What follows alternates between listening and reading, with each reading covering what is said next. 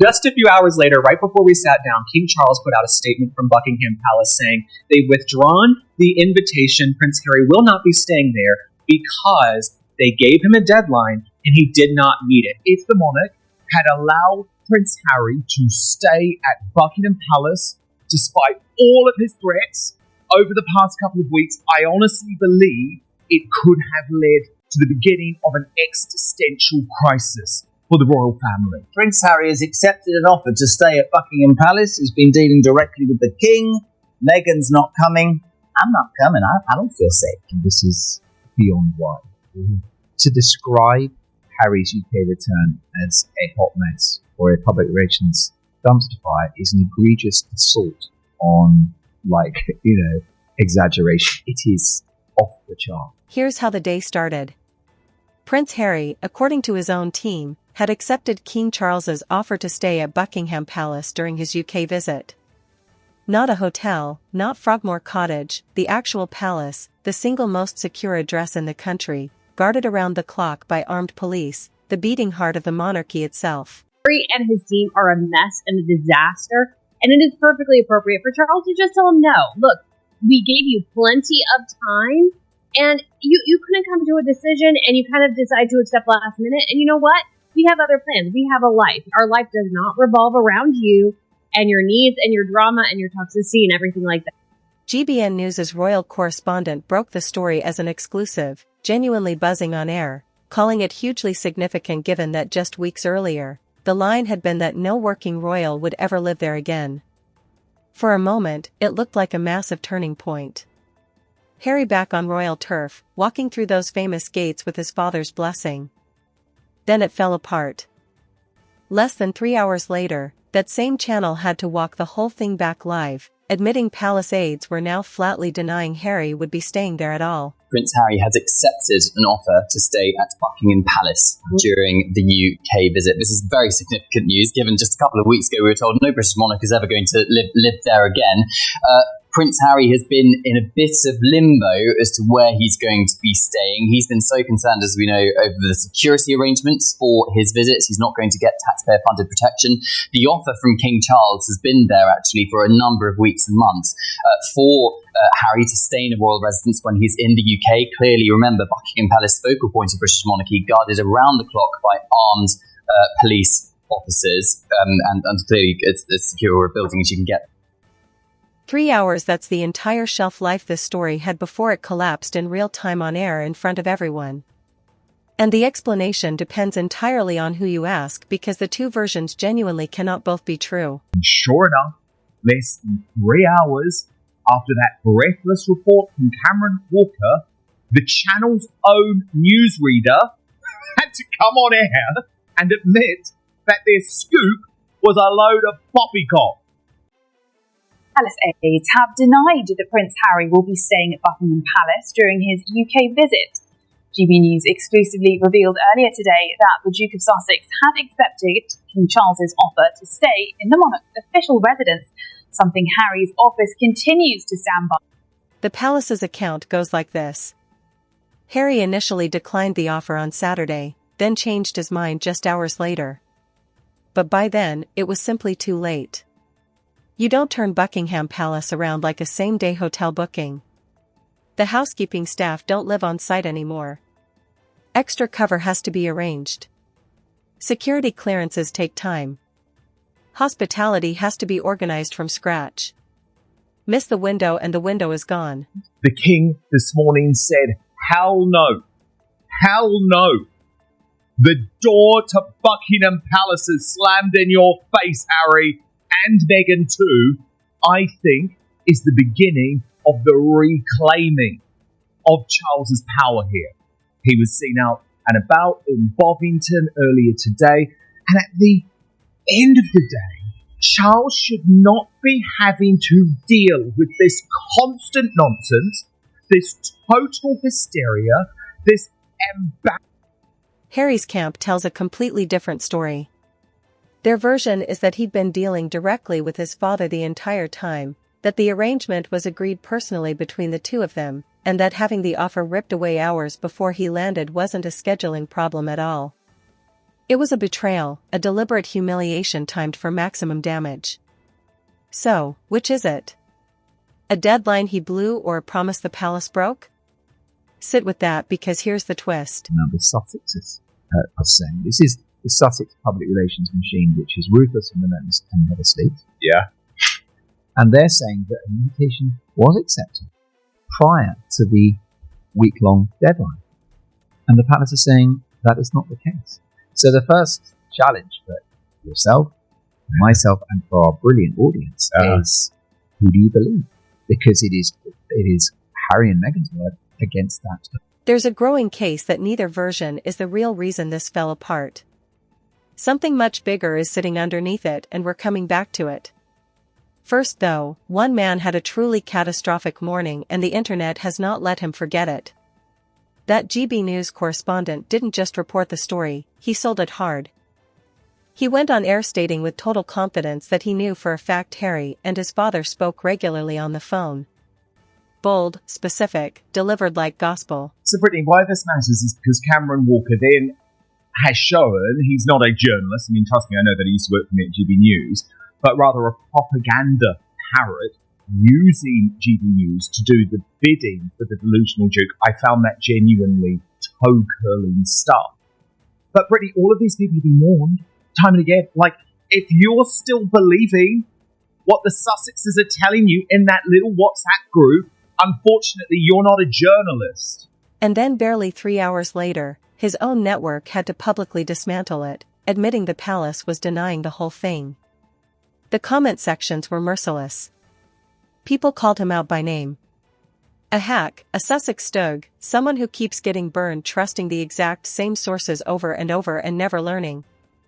One rival commentator went further, branding him a flat-out propaganda parrot, doing the bidding of whichever camp feeds him the juiciest line of the day. In this particular situation, this has been such an absolute disaster on multiple levels. Cameron Walker really just doesn't have any excuse here because, obviously, we just saw a week ago how Harry and Meghan gave an entire itinerary to the press and then walked it back less than 24 hours later. Exactly. And so at this point, especially when it comes to anything regarding this trip, any seasoned journalist would go, okay, that's great, but let me double check this with the palace at this point because we are getting constantly different. And then viewers dug up the old one. The claim he'd once reported about a supposedly terrifying high-speed car chase through Manhattan involving Harry and Meghan. The kind of story other reporters in the room reportedly had to explain to him on the spot wasn't even physically possible on a gridlocked Saturday night in New York City. Fair or not, that's the reputation trailing him now. And today didn't help. She's now not coming with the children to London, in brackets, but she might go to Diana's, the late great Diana's feud, memorial in Althorpe, right? So presumably she doesn't need security in Northamptonshire, but she needs it in London. That's another debate. Then this morning we come to work, and an hour ago we hear that Prince Harry has accepted an offer to stay in Buckingham Palace, offered to him by the King, which I jokingly said is they probably offered him that because nobody else stays anymore. But we just heard 5 minutes ago that the Mail have just said that he's not staying at Buckingham Palace because he didn't give the royals enough notice despite accepting their offer. But he's far from the only royal reporter accused of quietly picking a side. Take the Daily Mail's veteran royal editor who ran the missed deadline version of events. Clean, simple, believable on the surface, except critics immediately flagged what she left out. And it's a big one. The palace had reportedly known about a major court ruling involving Harry since the previous Thursday, days before this accommodation drama ever surfaced. Why does that matter so much? Because that ruling drops tomorrow. And once you understand what's riding on it, today's sudden last-second reversal starts looking far less like a staffing hiccup and far more like something planned. By then, however, palace officials informed him that the stay could not go ahead because the necessary staffing and hospitality arrangements were no longer in place. Amid the continuing dispute over security arrangements for his family, Charles had personally offered Harry a place to stay at Buckingham Palace. However, it emerged today that the Duke failed to accept the offer before last Friday's deadline, leaving officials with insufficient time to make the necessary preparations for his visit. Meanwhile, an ITV royal editor tried defending Harry from another direction, publicly asking why the son of a monarch couldn't simply be given a spare room, comparing it to the time Prince William sued tabloids over intrusive photographs without it affecting where he lived.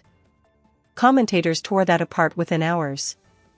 William, they pointed out, was defending his wife against topless paparazzi shots, a narrow personal privacy case. Harry is running a sprawling legal war against multiple publishers stretching back decades aimed squarely at the British press as an institution. Comparing the two, as one put it, is apples and oranges, not remotely the same thing. Which raises the question a couple of commentators asked out loud today. Is this revenge? Is Charles quietly punishing his son? Most pushed back hard on that framing. This isn't revenge, they argued. It's exhaustion. A father who has finally after years run out of patience. And to make the point, they reached for a pattern. Remember the Kris Jenner birthday dispute from last year? Harry and Meghan's team reportedly claimed there had been an agreement that photos of them wouldn't be published from the event. And then the Kardashian side flatly denied any such agreement had ever existed. Look at the shape of that. A private understanding allegedly agreed one way, then completely contradicted by the other party. Sound familiar? Because it's the exact same shape as today's Palace Row. That's now twice in under a year that we had a deal claim from the Sussex camp has been publicly denied by the people on the other side of it. Once is a misunderstanding. Twice starts to look like a habit. Underneath all of it though sits the thing this entire saga keeps circling back to: money. For weeks now, it's been reported that what Harry really wants is UK government-funded police protection reinstated whenever he sets foot on British soil rather than continuing to cover private security himself. At an estimated cost of around $3 million a year. That is the real friction point behind nearly every version of this story. Reports suggest he had three genuine options on the table. Fly in with the whole family and take the palace stay as planned. Fly in alone first with everyone following a few days later, or go it alone entirely while the rest of the family stayed behind in Europe. Guess which one happened? And here's the detail that has people the most worked up. Harry has said publicly that he can't imagine bringing his family back to Britain because of the danger. Meanwhile, he's been photographed calmly ringing doorbells by himself in broad daylight on a quiet residential street. Not a single person around him. He's traveled to Colombia, to Nigeria, to Ukraine, a country that had a fatal drone strike the very night before he was reportedly comfortable being there. But London somehow is the dangerous one. Even though people commute from London to Birmingham every single day without a second thought, adding fuel to the fire, his own private security team released a report claiming there were multiple terrorist plots against him. A report one commentator treated as a legitimate cause for concern and another dismissed outright as leverage, pointing out it was commissioned by Harry's own people rather than any independent authority. And what makes the money argument bite even harder is a point a couple of hosts raised that cut straight through the noise. Charles doesn't even stay at Buckingham Palace himself anymore. He's based at Clarence House, already secure, already staffed, already running. Harry could have simply stayed there with his father. No elaborate preparation required. Or he could have taken a private residence on the Windsor estate, an entire secure perimeter, already royal property, already private. Neither of those things happened. And to a lot of people watching, that's the real tell. Because if this were genuinely purely about wanting time with his father, the simplest, lowest drama option was sitting right there the whole time and it was never taken, which suggests at least to the critics that the point was never really the visit. The point was the spectacle around it. Yeah, there's a quieter, more human thread running through today, too. And it's easy to miss underneath all the noise. In one interview, veteran royal biographer Angela Lavin, someone who spent 15 months embedded with Harry while writing his biography years ago, back when she says she genuinely liked him, was asked directly about his current state of mind. Her answer was strikingly blunt. She described his behavior lately as visibly up and down. Pressed further, she said plainly that he's not very good at it at the moment. She argued that traveling with two young children under these conditions would be close to unmanageable. You'd need a nanny on top of everything else, and it simply isn't realistic the way things currently stand. And she suggested carefully that relentless pressure from someone very close to him might be wearing him down in ways the public never gets to see. Now that's one woman's read filtered through a complicated and clearly bruised history with him. But it landed hard because it quietly reframed the entire story from petty royal squabble into something that sounded to a lot of people genuinely sad. Which brings us to the question everyone actually wants answered. Even if Harry lands in Britain this week, will he see his father at all? According to the Daily Mirror's royal editor, palace insiders are describing this whole business as tiresome and confirming the King's diary for the coming week is not being altered for anyone. Public engagements, private meetings, every single day already accounted for. One insider went as far as saying it would now be immensely difficult to arrange any kind of sit-down between the king and his son purely because of how absurdly last-minute everything has become. Read between the lines and the message is unmistakable. Nobody is putting a hard no in writing, but practically speaking, it's a no. And because this is coming from several separate sources rather than one lone leak, it carries the feel of a coordinated position. Camilla and William reportedly just as aligned on keeping this contained as Charles himself. So Harry may fly across an entire ocean, do his Invictus events, and leave again without ever once sitting across a table from his own father. Then there's a theory that has been absolutely exploding in the comments for weeks. And whatever you personally make of it, it's clearly driving a huge share of the anger online. It keeps coming back to the same thing. Archie and Lily are rarely shown to the public the way the children of other public figures almost always are. No school sightings, no natural candid moments, mostly carefully staged images or photographs shot from behind. Some commenters have run with that all the way. Surrogacy theories, photo editing theories, even open questions about the children's parentage. None of it is confirmed, and it's worth saying that clearly. But here's the counterpoint several commenters raised that genuinely stings. Meghan's own father, Thomas Markle, is older than Charles, reportedly in poor health, and he hasn't seen these grandchildren either. Yet, he receives virtually none of the sympathy currently being poured out for the king. Make of that double standard what you will, but it is clearly a raw live nerve for this audience. And then there's Invictus, the actual official reason for this entire trip, which has somehow vanished almost completely from the conversation. Commenters have been blunt about it. The games are supposed to be about wounded veterans, not palace bedrooms and security invoices. And several pointed to long-standing questions about where Invictus funding actually goes and how transparent the accounting really is. More than one comment called outright for Harry to be removed from the board entirely, arguing that every single headline about accommodation and protection fees is a headline that isn't about the very people the charity was built to serve, the men and women who gave the most. Once again pushed into the background by the noise around one couple. Which brings us finally to the real bomb sitting underneath this entire week. Tomorrow, a major court verdict lands. Harry is one of several claimants in a case against a major British newspaper publisher with more than a dozen separate counts on the table. And if he wins on even one of them, he could end up standing in front of cameras delivering a statement about it. Now, picture him doing that from inside Buckingham Palace, as though he were still a fully working royal. The optics of that would have been an absolute catastrophe for the monarchy. And according to people close to the situation, that single risk may explain everything you watched unravel today. Which means even if Harry had accepted that offer the very instant it arrived, weeks in advance, staffing sorted, security sorted, every last detail perfect, there's a serious argument the palace pulls it anyway the moment this court date gets locked in. The missed deadline story might be completely true. It might also just be the cleanest, most convenient thing to say out loud. Either way, tomorrow's ruling looks like the actual story hiding beneath everything that played out today. And judging by the reaction so far, whatever patience remained on both sides of the Atlantic has finally run dry.